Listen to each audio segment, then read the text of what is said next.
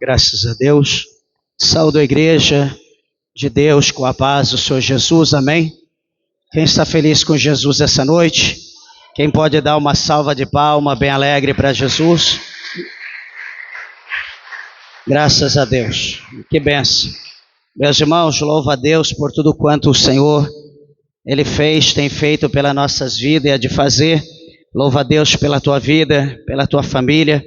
Tenha certeza que Deus está conosco e Deus tem uma palavra para nós nessa noite, amém? Vamos abrir a nossa Bíblia no livro do Apocalipse, no capítulo de número 3, no versículo de número 7. Hoje nós estaremos falando acerca da igreja de Filadélfia, né, que é a sexta carta endereçada à sexta igreja da Ásia Menor, chamada Filadélfia. Glória a Deus. Nós vamos estar lendo e falando aqui alguma coisa da palavra de Deus no tempo que o Senhor nos permite, que as horas já se foram. Louvado seja Deus. Fala aos irmãos que fiquei uns 4 dias lendo aqui essa palavra e as horas foram embora. Graças a Deus. Mas Deus é bom, não é o que nós tivermos que falar, nós falaremos no tempo que Deus permitir. Meus irmãos, capítulo 3, verso 7 de Apocalipse. Alguém estiver procurando, Apocalipse é o último livro da Bíblia. Está lá no fundo, o último livro, capítulo 3, verso 7. Diz assim: E ao anjo da igreja que está em Filadélfia escreve: Isto diz o que é santo, o que é verdadeiro, o que tem a chave de Davi, o que abre e ninguém fecha, e fecha e ninguém abre. Conheço as tuas obras. Eis que diante de ti pus uma porta aberta, e ninguém a pode fechar. Tendo pouca força, guardaste a minha palavra, e não negaste o meu nome. Eis que eu farei aos da sinagoga de Satanás, aos que se dizem judeus e não são, mas mentem. Eis que eu farei que venham e adorem prostrados a teus pés, e saibam que eu te amo. Como guardastes a palavra da minha paciência, também eu te guardarei da hora da tentação que há de vir sobre todo o mundo, para tentar os que habitam na terra. Eis que venho sem demora, guarda o que tens, para que ninguém tome a tua coroa. Ao que vencer, eu farei coluna no templo do meu Deus, e dele nunca sairá, e escreverei sobre ele o nome do meu Deus, e o nome da cidade do meu Deus, a nova Jerusalém, que desce do céu do meu Deus, e também o meu novo nome. Quem tem ouvidos, ouça o que o Espírito diz às igrejas. Amém? Assentai-vos, meus irmãos, desocupeis vossas mãos e dê uma salva de palma para Jesus bem alegre.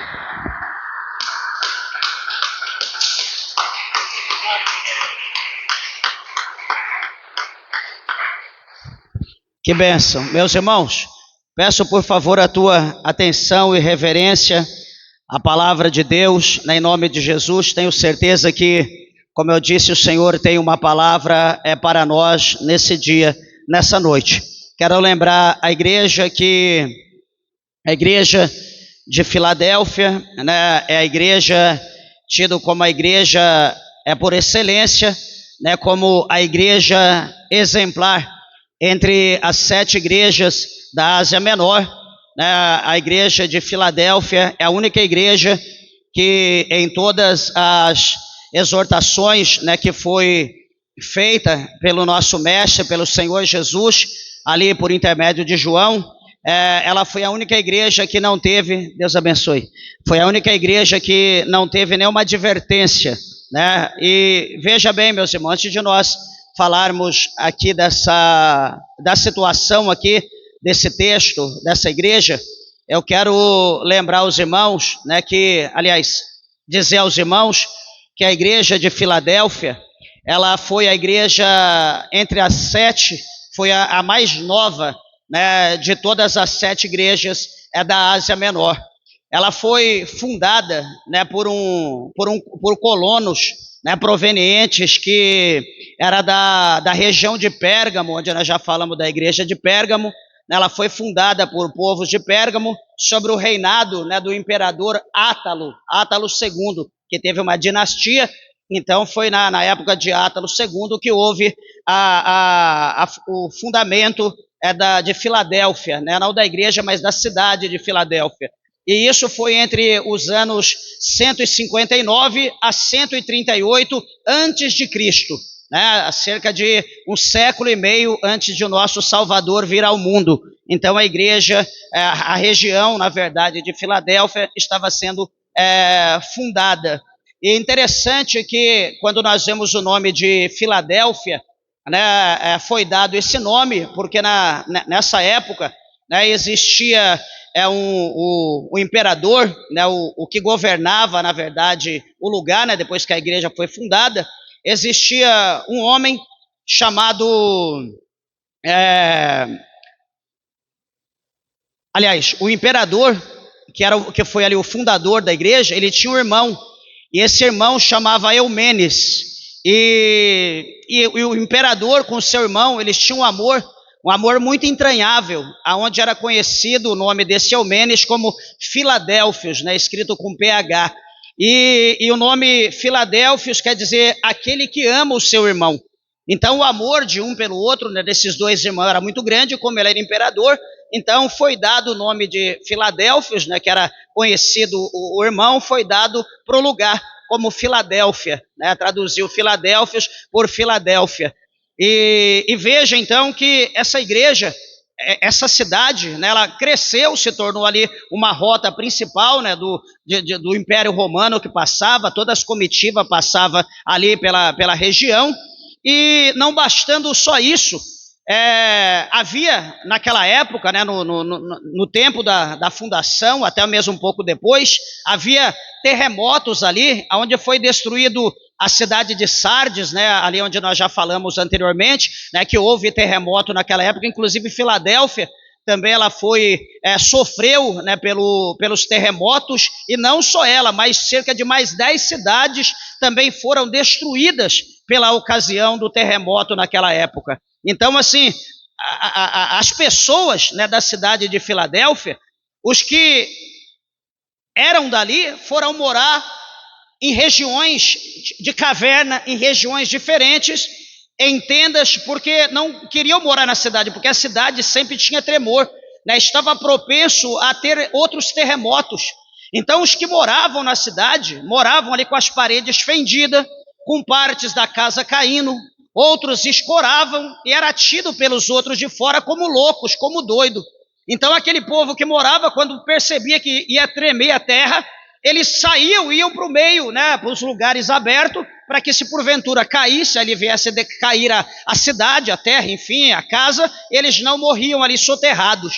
Então, entre todas essas situações, né, houve ali todo esse processo, mas a cidade de Filadélfia ela foi novamente edificada, como foi a de Sardes, né, ali num período de cerca de 10, 12 anos, fora levantada de novo. E então ali foi nas margens ali passava muitas pessoas, onde essa cidade foi tida como uma cidade missionária, né, que foi tida ali um lugar onde o evangelho ali, né, que deu início em Filadélfia, pudesse alcançar pessoas distintas, pessoas longe, na verdade, de outras partes, de outros lugares, enfim. Então tem uma história bonita, né, que fala acerca de Filadélfia, ali da fundação da cidade, e também de quando começou a obra. Então veja, meus irmãos, que Filadélfia, ela sendo a igreja perfeita, o Senhor Jesus também, como ele foi ali, como ele direcionou, ele ali colocando a sua assinatura, né, a todas as igrejas, a todos os líderes de cada igreja, o Senhor Jesus também ele não deixou, né, de apresentar a igreja de Filadélfia. E de que maneira que Jesus apresenta a igreja de Filadélfia? Como nós vemos o verso 7, o Senhor ele apresenta dizendo assim: olha, isto diz o que é santo e o que é verdadeiro, né, no verso 7 do capítulo 3. Então, quando Jesus aqui, presta bem atenção, quando Jesus está dizendo que assim diz o santo. Meus irmãos, quando se fala santo, deixa eu falar duas coisas acerca de santo. O primeiro, Deus, ele é santo, esse é o nome de Deus, santo. E isso traz à nossa mente o capítulo 6, né, se alguém tiver interesse de ver, conferir. Isso traz à nossa mente o capítulo 6, o versículo 3 do livro de Isaías. Quando Isaías, ele tem a visão que ele vê os céus abertos, ele vê o Senhor assentado no seu trono com o seu séquito poderoso, ele vê os serafins que estão ali próximo de Deus, com 6 asas, com 2 cobre os pés, com 2 cobre os seus olhos, e com 2 eles estão voando, estão suspensos. Eles abrem a sua boca e eles atribuem, adoram aquele que está sobre o trono, dizendo: Santo, Santo, Santo é o Senhor dos exércitos, a terra está cheia da sua glória. Então, quando aqui João, ele está dizendo assim, diz o que é santo, o que é verdadeiro, ele está dizendo que santo é Deus, santo é o nome de Deus. E o que é santo? Em primeiro lugar, santo é Deus, como aqui está dizendo, é o nome que é atribuído a Deus, ele é santo. É um dos atributos dele. Quem já estudou sobre os atributos de Deus, né, sabe que ser santo é algo que pertence a Deus. E o que é ser santo? Ser santo é ser puro. Ser santo é ser incontaminável. Ser santo é não se contaminar, é não se misturar. Ser santo é ser separado. Que bonito nessa palavra. É um atributo de Deus. Então ser santo é isso. E agora, a outra coisa que eu falei que eu ia falar, 2 situações. A primeira que cabe a Deus e a segunda cabe a nós. A Bíblia chama nós, a igreja, a Bíblia nos chama de santo. E a Bíblia diz que todos aqueles que se achegam a Deus, aparta-se do pecado, ou seja, nós, pecadores, nos achegamos ao santo, nós somos convertidos em santo. Nós somos convertidos em santo. Então, agora, nós sendo santo, santo não é ídolo, santo não é imagem, santo não é pai de chiqueiro, santo não é pai de terreiro, santo é eu, você, santos somos nós, a igreja. Nós somos santos.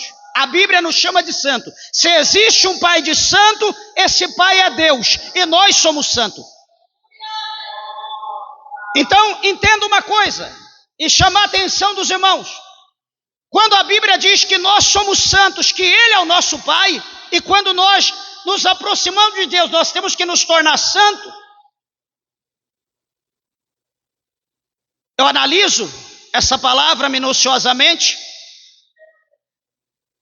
e observo que a igreja de Filadélfia, supostamente, o Senhor apresentou a igreja dizendo que Ele é santo, e que Ele era ali o Pai dos santos de Filadélfia, ou dos filadelfos, pelo fato deles não ter tido nenhuma observação, nenhuma negativa, nenhuma repreensão, porque as obras que eles estavam fazendo, que eles haviam feito, era digno de ser chamado filhos de Deus, de ser santo, os filadelfos.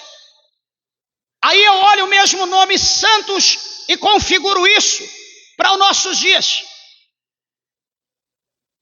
E olhando para esse nome santo, puro, incontaminável, que foge do pecado, das coisas impuras.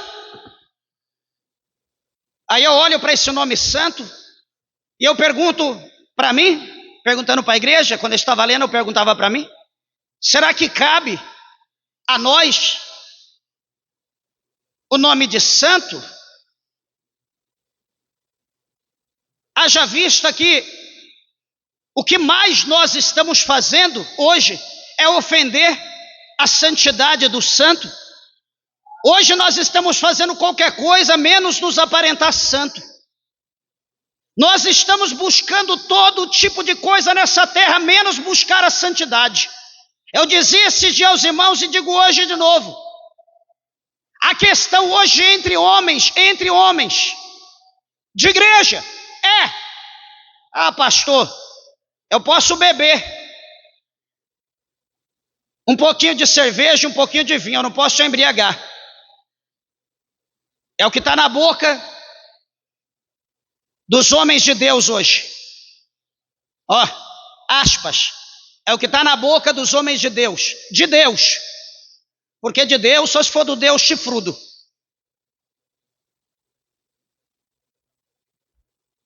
Eu posso beber um pouquinho, eu não posso embriagar. Na mesma frase 5,18 de Efésios, não embriagueis com vinho de contenda, vírgula, mas enchei-vos do Espírito. Aí eu pergunto, se nós somos santos, por que nós não nos preocupamos em nos encher do Espírito? Porque o Espírito traz gozo, o Espírito traz paz, o Espírito traz alegria, o Espírito traz união, o Espírito traz bondade, o Espírito traz presença, o Espírito nos enche, o Espírito supre todas as nossas necessidades. E por que nós não buscamos o Espírito? Porque nós não estamos crendo no Espírito. E em nós há uma necessidade dessas coisas que eu falei. Então nós procuramos alegria, gozo, procuramos todas essas outras coisas numa dosinha, em 2 dedinhos de uma caninha, 2 dedinhos, para a gente poder ter alegria, para a gente poder dar risada, para a gente poder ficar um pouquinho mais para lá do que para cá, para mim ficar mais contente, mais alegre. Sabe o que é isso? Desculpa do que eu vou falar, é pessoa cheia do diabo, porque se nós fôssemos cheios de Deus, nós iríamos nos encher do Espírito Santo. Eu digo aos meus irmãos, eu não tenho ausência de nada, não sou rico, não tenho dinheiro, não tenho ouro, não tenho indústria, mas o pouco que eu tenho eu estou satisfeito, eu não peço a Deus nada a não ser a presença de Deus na minha vida, eu não peço mais nada. Se Deus quiser fazer alguma coisa, amém. Se Deus não quiser, eu estou farto, porque o meu objetivo não é viver nesse mundo, o meu objetivo é passar a eternidade com Deus. Se eu desejar muita coisa dessa terra, o meu plano é outro, não é estar com Deus. Então, se você tem ausência, é uma advertência. Se você tem ausência de alguma coisa, procure-se a parte B do capítulo 5, verso 18 de Efésios. Encha do Espírito Santo de Deus. A presença do Espírito de Deus suprirá toda a ausência na tua vida física e espiritual. Tenha certeza disso, em nome de Jesus. Deixe de ficar procurando picuinhar, eu sou santo, mas eu preciso passar o sangue do diabo no meu beiço, nos lábios, para mim ir para a igreja, para dar uma vida. Eu estou parecendo morto, eu tenho que passar. Eu sou santo, mas eu tenho que pegar aquela esponjinha de pó e passar, porque, para dar uma aparência. Deixa eu te perguntar, eu não estou preocupado com a tua aparência. Para mim, problema teu. Eu te digo, o teu marido, o teu Deus, ele também não está preocupado com a tua carne, porque a tua carne não vai entrar no céu, a tua carne vai para o pó, porque ela é pó. Ele está preocupado com a tua alma, ele quer ver o zelo, o cuidado que você está tendo com a tua alma, como que você preparou a tua alma para apresentar diante dele na igreja nessa noite. É essa a preocupação de Deus. Lacamassóbia, canarábia, surimianda, labaia. Não, mas a minha preocupação é que a minha carne ferve, a minha carne lateja. Eu preciso mostrar para os homens que eu sou bonita, eu tenho que mostrar para as mulheres que eu sou mais bela. Vá para o inferno esse demônio que aflige a tua vida. O sangue de Jesus tem poder. Lacaçobe a candarábia, se a gente não sabe, tudo bem, mas a gente sabe. Ô meus irmãos, a Bíblia diz que aquele que não sabe, ele é digno de um açoite. Porém, aquele que sabe, ele é digno de muitos açoites, porque ele sabe, ele está em desobediência. E a igreja, deixa eu dizer isso, a igreja não era para ser exortada. A igreja não era para ser exortada, porque nós temos o conhecimento pela palavra. Era para nós ser espelho. Era para todo mundo olhar para nós e se espelhar. Mas sabe o que estão falando da igreja aí fora? Talvez hoje você ouviu. Ser crente igual aquele? Hoje eu estava dizendo para minha esposa, a gente conversando, a gente conversa muito. Eu dizia para ela, tempo atrás, eu ficava feliz de ver abrir uma igreja aqui, ali. O pastor gritar aqui, a igreja, dá glória a Deus. Os irmãos lá da outra igreja ouviam e davam glória lá. Tanta igreja, uma perto da outra, que benção. Só que hoje, eu não penso mais assim não. Hoje eu estou preocupado. Porque cada igreja que está abrindo ali, você vê que não é chamado de Deus, você vê que é interesse. É interesse próprio. Ninguém está preocupado com salvação de alma. Porque imagina eu congregar aqui na minha igreja, congregar aqui nessa congregação. Estou aqui 13 anos. Eu nunca trazer uma alma para dentro da igreja. E depois eu vou sair da Renovo, eu vou abrir a igreja ali, porque eu quero ver a igreja cheia. Sabe quando Deus vai encher? Nunca. Deus vai falar para você, nunca se preocupou com alma, você nunca levou, nunca evangelizou, nunca convidou ninguém, como que você quer ter igreja cheia? Igreja abre ali, daqui a pouco passa um mês, 2 meses, está lá, adultério, prostituição, está lá só o homem, a mulher, ou só sei lá quem dentro da igreja, todo mundo foi embora, é escândalo atrás de escândalo, é coisa postada em rede social, é adultério, é prostituição, é roubo. Eu estou falando de santo, não estou falando de mundo. Pastor, mas tudo que o senhor está falando é de mundo. Então, para os irmãos ver que foi convertido o santo em impuro, foi convertido o santo em imundo, está convertido. E eu tenho certeza e digo aos irmãos categoricamente, pelo Espírito de Deus que habita em mim, pelo pouco que eu leio a palavra de Deus, que Deus, Ele não está feliz com as nossas atitudes. Eu sou fã de um jogador de futebol. Daqui a pouco eu venho com o cortinho do cabelo igual, com risquinho aqui. Daqui a pouco eu corto tudo lado, deixo um negocinho aqui em cima. Daqui a pouco eu venho com a barba, com a parte para cá, outra parte não sei o quê. Ué, nós estamos tendo ídolo no mundo agora? Nós estamos mortos para o pecado. Espera aí, ouça comigo. Deixa eu falar aqui, eu não vou falar por mim não, eu vou usar a Bíblia. Capítulo 3, verso 1 de Colossenses. O que está escrito lá, pastor? Você já sabe, já decorou, falo sempre isso. Colossenses capítulo 3, verso 1. O apóstolo Paulo diz, se é que já ressuscitaste com Cristo. Se eu perguntar quem já ressuscitou aqui com Cristo, todo mundo vai levantar a mão. Por quê? Porque já foi batizado, já foi sepultado, ressuscitou. Não vive mais os velhos rudimentos.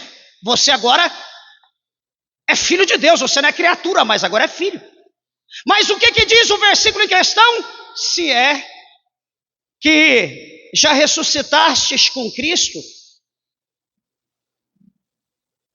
buscai as coisas que são de cima, onde Cristo está assentado à destra do poder, à direita do poder.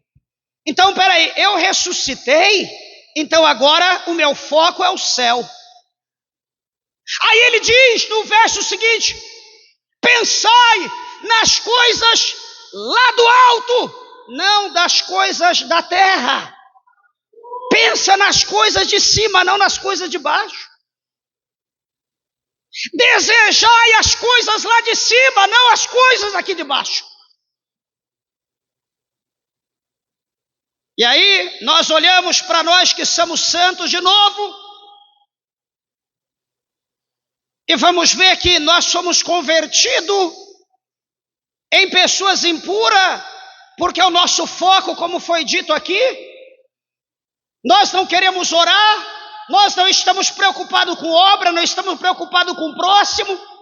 Só que quando nós temos oportunidade, a gente vai pregar do próximo. Quando nós temos oportunidade, vamos pregar para ajudar, para auxiliar, para estender a mão. Quando eu estou doente, eu vou cobrar o fulano, o ciclano. Quando eu estou na prova, Mas, quer dizer, você é obrigado só a receber e você não é obrigado a servir? A Bíblia mostra que a igreja é um conjunto. Se você não entende, deixa eu explicar. Em primeiro lugar, a Bíblia diz que Jesus é a cabeça. Imagina aqui, tá, aqui para todo mundo me ver. Jesus é aqui, ó, a cabeça. A cabeça aqui está simbolizando Cristo. Do pescoço para baixo é a igreja. Isso aqui é a igreja. Cada parte do nosso corpo é um membro. Um é a mão, um outro é o dedo, anular, polegar, indicador. O outro é o tórax, o outro é a coluna, o outro é perna, o outro é pé. Cada um de nós é um membro do corpo. E o corpo trabalha sincronizado. Sabe o que é sincronizado? Trabalha tudo de igual forma. É tudo na mesma linhagem para não ter desvio. Imagina a minha cabeça, o cérebro, manda eu ir para frente, ordena eu ir para frente, eu vou para trás. Fica assim, ó, para frente, para trás, porque a cabeça está mandando eu ir para frente, mas eu quero ir para trás. Imagina, minha mão, eu quero tirar minha mão do fogo, eu quero pegar no cabo, mas minha mão está aí. Não, eu quero pôr a mão no fogo, eu quero ir no fogo. Mas eu quero que ela pegue no cabo, mas ela quer ir no fogo. O corpo, ele trabalha sincronizado, não trabalha sozinho. E Cristo é aquele que dá a ordem. Se as coisas não estão bem no corpo, em alguma parte do corpo, não é culpa da cabeça. É algum membro que está querendo se rebeliar. E quando algum membro se rebelia, por causa de uma doença, de uma enfermidade, geralmente, por exemplo, aqui em Goiás é muito fácil, é mais fácil de qualquer outro lugar, pegar ali uma boa ferramenta e separar, tirar fora. Aqui é fácil fazer isso, tirar um pedaço. As pessoas têm muita paciência de tratar, de cuidar. Ou eu estou errado? Então cuidado que o Senhor Deus, Ele disse para o jambuzeiro, a oliveira estava se exaltando, ali o galho estava se exaltando, o Senhor foi lá e pá! Mandou um podão ali no galho da oliveira, tirou o galho fora, ficou vazio.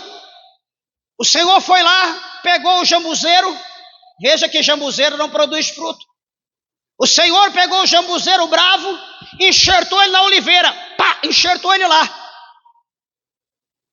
E daqui a pouco o jambuzeiro começa a receber tudo que a oliveira possa produzir, possa dar para ele. Ele vai recebendo, vai passando por aquela metamorfose. Daqui a pouco o jambuzeiro começa a produzir fruto. E o jambuzeiro se sente. O Senhor, opa, jambuzeiro, não se sente não. Porque eu não tive misericórdia da oliveira, eu podei ela. Ela sendo oliveira, imagina você sendo jambuzeiro. Então, igreja, nós não temos motivo para se exaltar. Deus nos chamou santo, sede santo. Olha o que está rolando hoje, presbítero Dailton. Por isso eu sempre falo, bem-aventurados, como a Bíblia fala, os solteiros. Quem não casou ainda. Paulo fala no capítulo 7 de 1 Coríntios, eu não me arrependo de casar. Fosse para casar, eu casaria com a minha esposa de novo. Mas eu digo que a Bíblia fala no capítulo 7 que os jovens, eles devem cuidar das coisas de Deus e como agradar a Deus. Só que o casado, a mulher casada, o homem casado, tem que cuidar das coisas do mundo. Como agradar o seu cônjuge e etc. Mas por que onde eu quero chegar? Nós sendo santo, Eu não cobro nada, eu não cobro nada da minha esposa.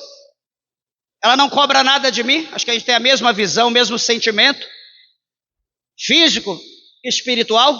Nunca disse para ela, minha esposa, vai ali no lugar lá, entra dentro de um forno e se marca lá, fica tudo marcada, porque eu quero te ver marcada. Primeiro, ela não é gado para se marcar, porque quem que marca é gado, animal. Desculpa da expressão. Eu nunca disse para ela, minha esposa, vai ali, ó, no salão, vai em tal lugar ali e corta esse cabelo, que esse cabelo tá horrível. Pinta esse cabelo, porque esse cabelo tá mesclado. Você tá parecendo velha. Não, sabe por quê? Porque eu tenho um raciocínio, eu entendo que a pele, ela muda de acordo com a idade. O cabelo vai embranquecendo, porque a Bíblia diz que os cabelos são cães, são coroas de glória que Deus dá como experiência para os homens e para as mulheres. Eu entendo isso. Eu entendo que a vida, que o tempo que a gente vive, eu vou ficar mais velho, minha pele vai enrugar, eu já não vou ser mais o carinha lá de 18, 15 anos atrás. As coisas vão mudar na minha vida. Eu entendo isso. Só que muitos homens, muitas mulheres não entendem. É cera, é graxa, é tinta, é spray. Tudo que o inferno produz, tudo que o inferno fala, isso é bom.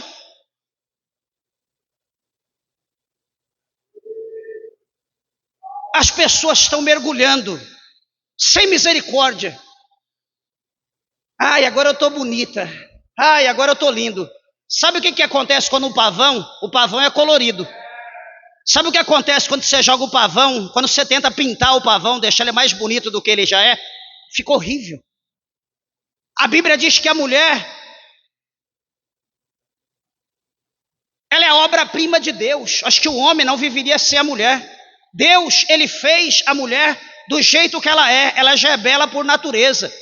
Eu vejo uma mulher, uma criança, uma menina, a gente vê a diferença de uma criança mulher para uma criança homem. Tem a diferença, você já vê algo, a boniteza já vem da essência da mulher. Deixa eu te dizer, minha irmã, você não precisa fazer o que você faz, não. Você não precisa se moldar, se maquiar. Eu sempre falei e falo aqui, a gente leva para a funilaria carro velho, carro batido, carro riscado. Carro que fica no tempo lá, toma chuva, sol, que está tudo... Aí você tem que ir lá para arrancar tudo aquilo, passar por um processo novo e ficar bonitinho de novo. Mas ele é velho. Você está vendo, ele está bonitinho, mudou a cor, mas ele é velho. Não adianta, você quer enganar o quê? Você quer mudar o quê? Então a gente precisa entender que as coisas acontecem na nossa vida naturalmente. Minha esposa tem que meu cabelo antes, fui para o exército com meu cabelo com cacho, amarrava atrás com rabo de cavalo. Primeira coisa que fizeram é mandar tesoura. Hoje, como está minha cabeça, minha esposa tem que aceitar. A idade chegou, é genética.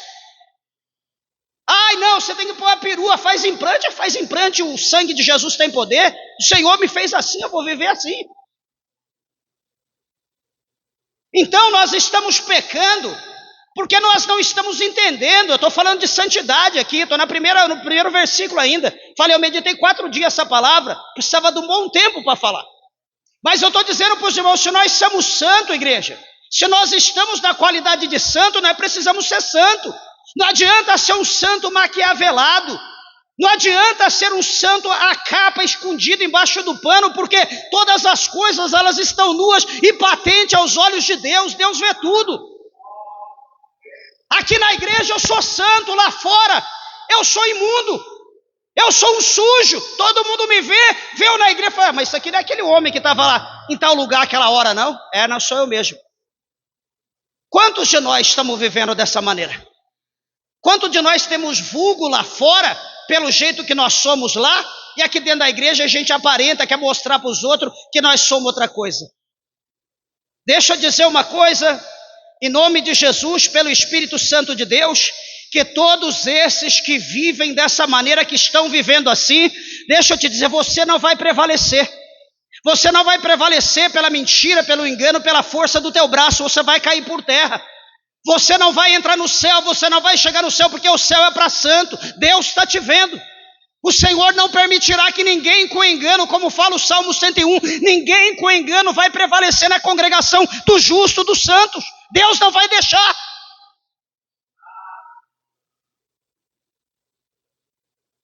Então, assim diz o que é santo, de santo para santo. Se nós somos santos, se nós queremos que essa palavra seja para nós, vamos mudar a nossa vida.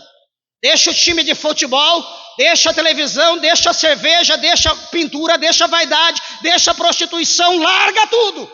Ué, pastor, mas peraí, você está vivendo para Deus, você não está vivendo para o mundo. Segundo, diz o que é santo, diz o que é verdadeiro.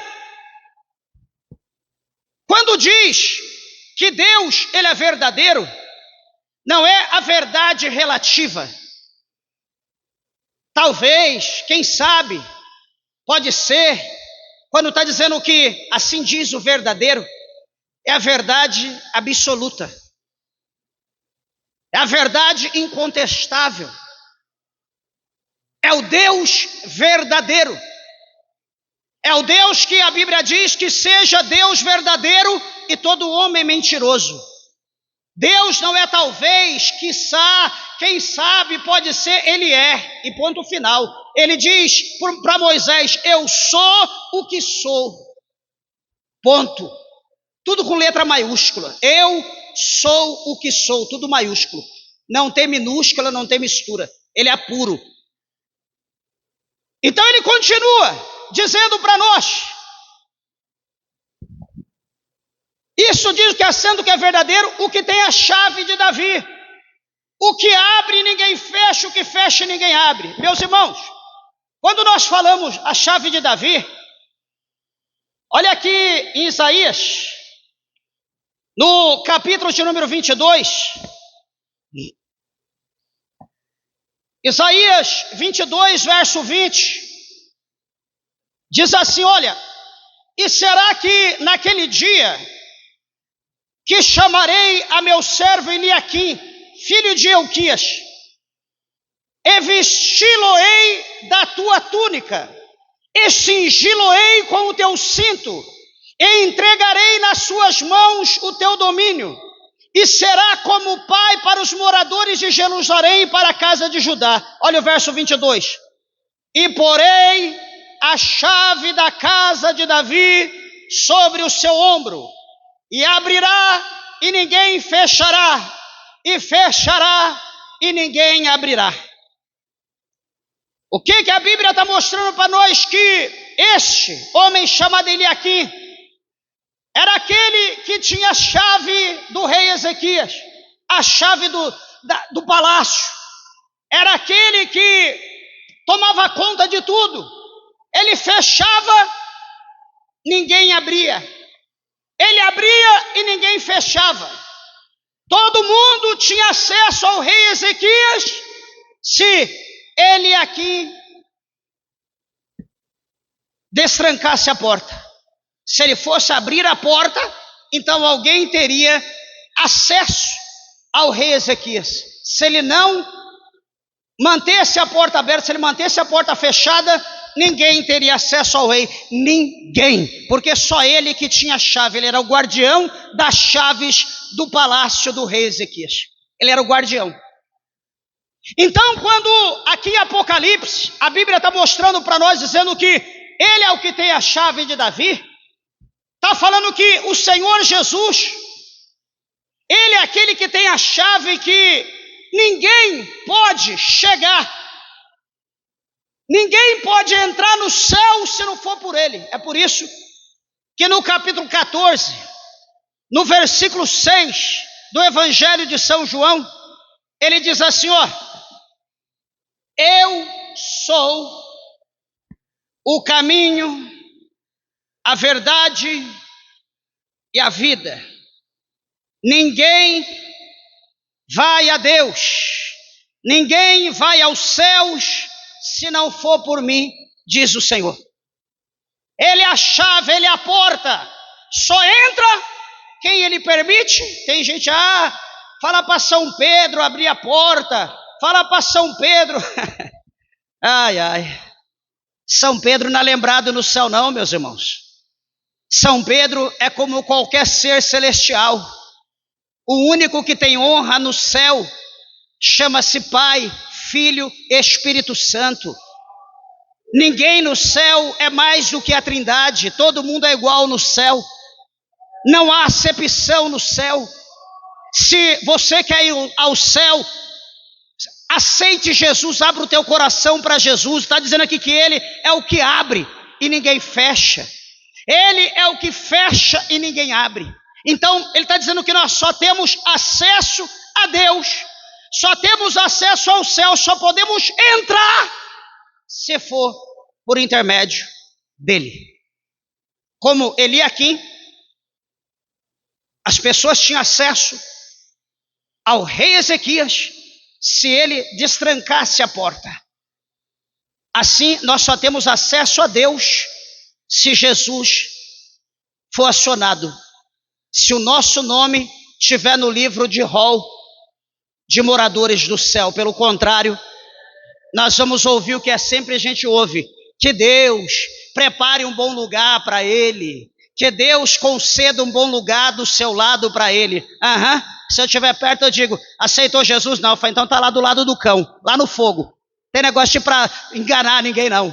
Aceitou Jesus, pagou o preço, combateu o bom combate, bênção, então está com Deus, foi fiel até o fim, foi. Eu sempre digo, não importa como nós começamos, importa como nós acabamos.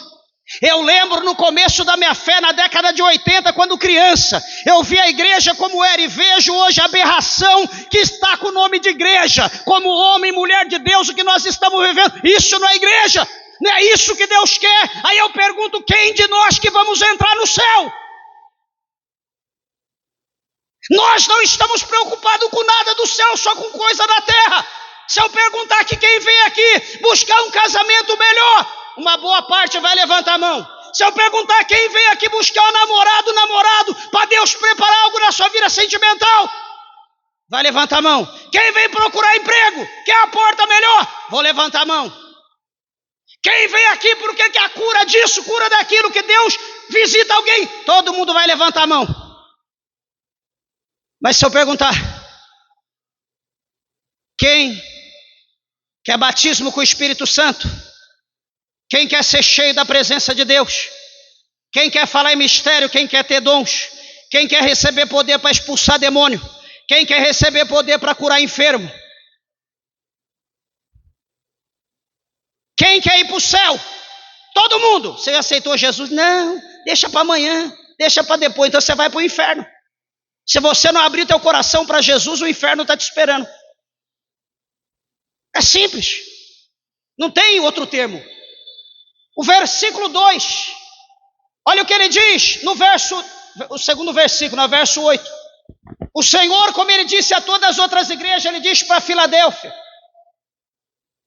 conheço as tuas obras, eis que diante de ti pus uma porta aberta e ninguém pode fechar. Tendo pouca força, guardaste a minha palavra e não negaste o meu nome.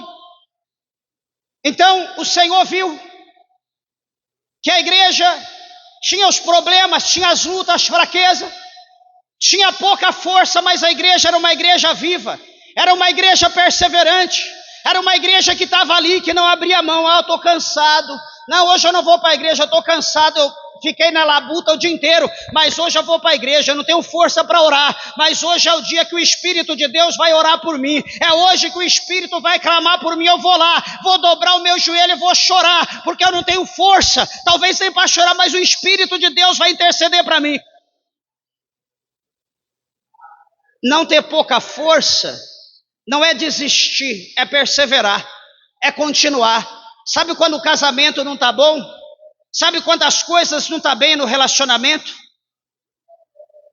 O marido não deixa a esposa, vai para a casa da mãe. Não, as coisas não estão bem, eu vou lá para a casa da minha mãe, quando melhorar eu volto.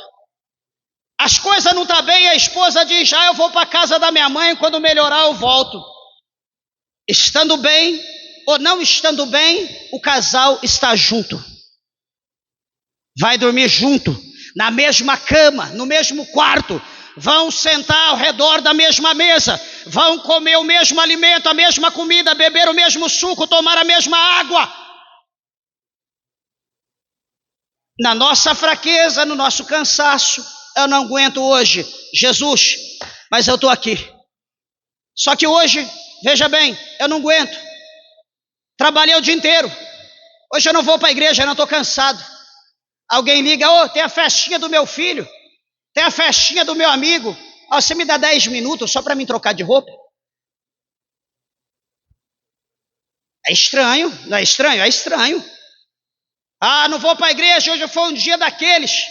Daqui a pouco liga alguém, estou pensando em fazer um churrasquinho aqui em casa, você não quer vir para cá não? Estou muito cansado, mas não precisa levar nada não, só vem, quero a tua companhia. 10 minutinhos eu estou chegando. Aí eu pergunto, que cansaço é esse? Que fadiga é essa para as coisas de Deus e para as outras coisas nada? Sabe o que nós estamos mostrando?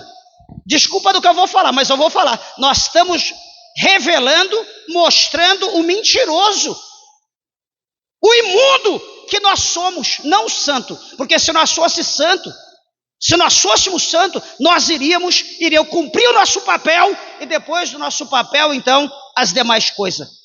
É lembrar o que está escrito em Mateus 6,33, onde Jesus diz, buscai primeiramente o reino de Deus. Primeiramente é o quê? Primeiro aqui, primeiro, segundo, terceiro, quarto, quinto. Primeiro lugar, o reino de Deus. Não é aqui no mindinho que é o reino de Deus, é primeiro. Sobre todas as coisas o reino. E depois, se der tempo, que minha esposa falou, 23 anos que nós estamos na frente de obra. Nunca eu troquei a obra de Deus por um casamento, por um velório, por uma festa de família, por um Natal, por um Ano Novo. Nunca! Todavia, toda a vida, primeiro a obra, depois, se der tempo, quando a gente sair, a gente passa. Sempre, toda a vida foi assim, a nossa vida. Alguém diz, pastor, o senhor é bobo, ninguém faz isso. Ninguém faz isso. Estou preocupado com ninguém. Sabe por quê? Porque tem uma palavra aqui que diz, o Senhor diz bem assim, o meu galardão está comigo, para dar no singular a cada um segundo a sua obra. É assim que funcionam as coisas. Não é porque você está comigo que você vai para o céu. Não é porque você está orando no monte comigo que você vai para o céu. Não é porque você entrou na igreja que eu congrego que você vai para o céu. Deus precisa ver sinceridade, renúncia no teu coração.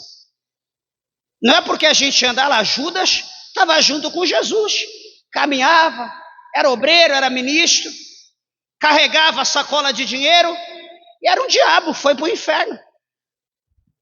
E aí? O problema estava em Jesus? Não, em Judas. Era o enganador, era o usurpador, era o capa.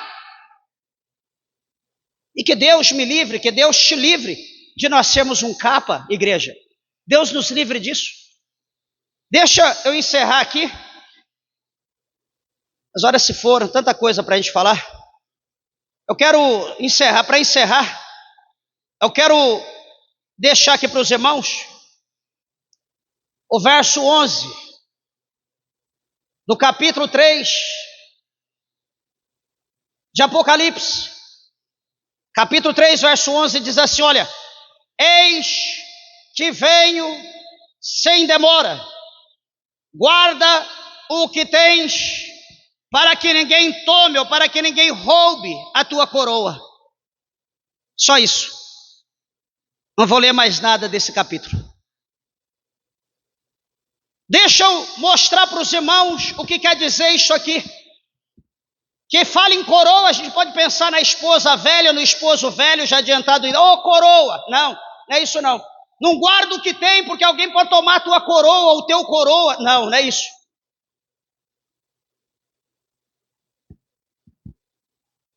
Veja bem, que todos nós, diante da palavra de Deus, nós temos algo que Deus prometeu para nós.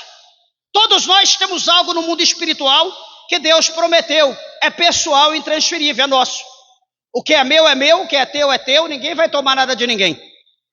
Só que, presta atenção uma coisa, a Bíblia mostra para nós aqui, que o Senhor está falando de uma maneira, que tudo que nós temos, presta atenção, tudo nesse mundo que nós temos, é de Deus, nada é nosso. Nós não trouxemos nada para esse mundo, e a Bíblia diz que certo é que nós não levaremos nada para o mundo.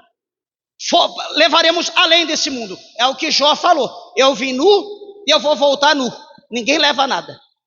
A gente veio sem cabelo, muitos vão voltar com cabelo, eu vou voltar sem. A gente veio sem dente, vai voltar com dente. Vamos voltar no lucro. Só que presta atenção uma coisa. Muitas pessoas na terra, quando fala vigia para não perder o que tem, vão perder direito de ocupar coisas ou lugares que Deus havia atribuído para você. Imagina, presta atenção aqui, deixa eu usar a minha vida como exemplo. Estou aqui, saí lá da capital de São Paulo, uma das maiores capitais do mundo, tudo perto, fácil. Saí de lá para vir aqui, para o fim do mundo, em Uruaçu, norte do estado do Goiás. Quase perto do fogo, no calor desesperador. Eu olho lá para minha mala de blusa, de jaqueta, de sobretudo. Eu digo, Senhor, será que faz frio de verdade o que eu já passei? Será que é verdade? Será que um dia eu vou voltar a usar isso? Porque aqui a gente pode nem passar perto do quarto lá de agasalho, que a gente já vai queimar de tanto calor. Mas enfim, estou aqui amanhã, depois. Paguei o preço aqui, fui fiel. Amanhã, por ocasião da vontade de Deus, o Senhor tem preparado para mim uma sede nacional, estadual, ou outro país, para mim fazer a obra, para dirigir com dezenas, centenas de pessoas, porque eu fui fiel aqui no pouco. Deus está olhando para o amanhã, para o algo maior para mim. Então eu estou sendo fiel, aquilo está sendo preparado para mim. Para mim tomar conta, Deus vai me exaltar. Estou aqui, só misericórdia, mas vai chegar o momento da vitória, da exaltação de Deus. Eu peço isso não, mas estou usando exemplo. Amanhã depois, em vez de eu perseverar, eu vou olhar para Ciclano, Beltrano, para X, para Y. Quer saber? Vou chutar isso aqui, vou cair fora, vou sumir, se vira todo mundo. Ninguém quer nada com nada, vai todo mundo pro fogo, eu vou cuidar da minha vida. Um exemplo, eu posso fazer isso? Posso. Por que não? Eu não posso dar uma de louco? Todo mundo dá. Eu fazendo isso, eu não sendo fiel até o fim, quando, por exemplo, eu der essa loucura, eu chegar no lugar que eu vou chegar, o pastor presidente vai olhar e vai dizer, olha, eu tinha isso aqui em vista para você, isso aqui estava preparado tal país, ou tal estado, tal sede, só que você estava quase sendo aprovado, só que pelo ato que você fez lá onde você estava, a atitude que você provocou lá, você foi reprovado. Eu não tinha um segundo em vista, mas era para você, como você foi reprovado, o segundo agora vai ocupar o que eu tinha para você. Então, quando diz para a gente vigiar, para a gente não perder a nossa coroa, é dessa forma. Estou dizendo aqui na terra, para os irmãos entenderem, não é do céu. A Bíblia mostra isso para nós categoricamente. Lá em Gênesis, quando um dia Esaú, ele chega desesperado, veja que Esaú era o primogênito de Isaac, ele era o primogênito. Era aquele que ia receber todas as bênçãos, todas as promessas, a bênção da primogenitura. Um descuido, um vacilo. Ele chegou cansado, desesperado, assim como eu estou aqui. E ele veio, entrou dentro de casa, estava lá o seu irmão Jacó preparando um guisado, preparando uma sopa. vermelha, preparando aquele caldo gostoso, cheiroso. Ele chega desesperado, vê ali aquele pote de suco gelado, aquela salada, aquela carne. Ele se desespera em ver aquele banquete. Meu irmão, você quer me vender? Você quer me dar? Vamos negociar, eu não estou aguentando de fome. E Jacó só na brecha, esperando ali o que ia ser ofertado. Ele vai isso, vai aquilo. Não, isso é pouco. Não, faz o seguinte, eu sou o primogênito. Eu vou receber a bênção da primogenitura, todas as bênçãos que é para o primogênito, eu vou herdar tudo que é do meu pai, sem exceção. Eu vou te dar.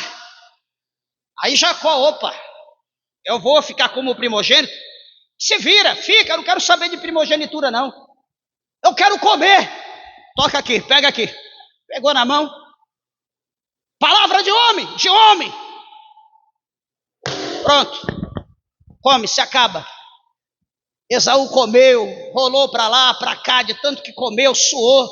Entrou e foi para baixo de uma árvore, dormiu e passou.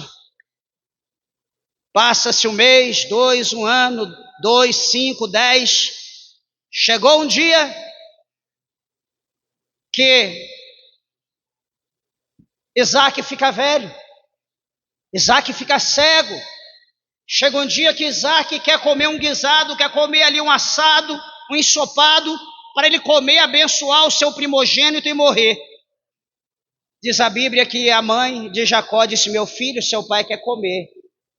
Ele disse para Esaú trazer um guisado, fazer aqui um ensopado para ele, que ele quer comer, abençoar e morrer. Mãe, mas como que eu vou fazer? Eu sou liso, olha aqui, sou liso. Sou igual a senhora, se brincar só tem mais pelo do que eu. Meu irmão parece um urso, um leão peludo, já nasceu peludo. E como que eu vou? Peraí, vai lá, pega alguma coisa lá, pega alguma roupa, vamos fazer aqui um mistério. Encapou ele, deixou ele tudo peludo, com o cheiro do irmão dele, passou coisa de animal, sei lá, deu toda aquela maquiavelada, preparou ali o cabrito, alguma coisa, e levou. Quem é? Oh, sou eu, meu pai. Mas quem que é você? Não, eu sou Esaú. Mas a voz de Jacó.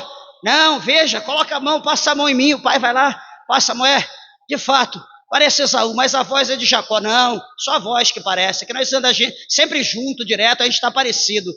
O pai come, se acaba, soa. Vem aqui agora, meu filho, ajoelha aqui, para que eu possa te abençoar com todas as bênçãos da primogenitura, tudo que você tem direito e mais um pouco. E vai lá e põe a mão e benção, benção, benção, benção, benção. E Jacó sai abençoado. Já vou encerrar. Nisso que ele sai, daqui a pouco vem Esaú. Esaú vem, prepara a comida, leva para o pai. Pai, come e me abençoa. E como me abençoa, já te abençoei. Que negócio é esse? Não abençoa não, cheguei agora. Ué, mas eu já abençoei. Então foi Jacó que se abençoou. Não importa, eu já abençoei. Pai, pelo amor de Deus, me abençoa, eu quero uma benção. Pelo menos uma pequenininha, uma bencinha de nada, me dá alguma coisa. Não tem mais nada para me dar não. Já dei tudo para o teu irmão, ele que é o possuidor de todas as bênçãos. Pai, pelo amor de Deus, e chorou, parece que ia morrer de tanto chorar. Deus coloca algo na mão de cada um de nós, por mais simples que seja. Sabe o que acontece? A gente olha isso aqui, mas eu tenho capacidade para aquilo. Eu tenho capacidade para ser pastor. Eu vou limpar a igreja. Eu vou ser obreiro. Vou ficar na porta, vou varrer calçada. Meus irmãos, quantos anos eu fiz isso? Se tiver que fazer, faço. Às vezes faço, ajuda aqui a limpar a igreja. Mas tem gente que não. Tem gente que não pode. Não, eu sou... Eu vou ficar aqui esperando. O dia que for para mim ser, eu já quero ser pastor. Todo altivo, todo soberbo, ele vai tropeçar, ele vai cair, ele não vai prevalecer de pé. A Bíblia diz que aquele que é fiel no pouco, também ele é fiel sobre o muito. Esaú, ou Saul, quis ser exaltado, quis ser grande. Ele foi derrubado pelo próprio Deus, e Deus colocou Davi no lugar dele. Judas quis ser maior do que Cristo. Ele caiu, e a Bíblia diz que Matias foi colocado no lugar dele. Por que eu estou dizendo isso? Como fala esse versículo aqui da palavra de Deus, vigia. Vigia na posição que Deus te colocou, vigia com o que Deus colocou na tua mão, porque a Bíblia diz que aquele que tem, mais será dado, mas aquele que não tem, até o que não tem, será dele tirado. Que Deus, pela sua imensa misericórdia, possa falar mais ao coração da igreja.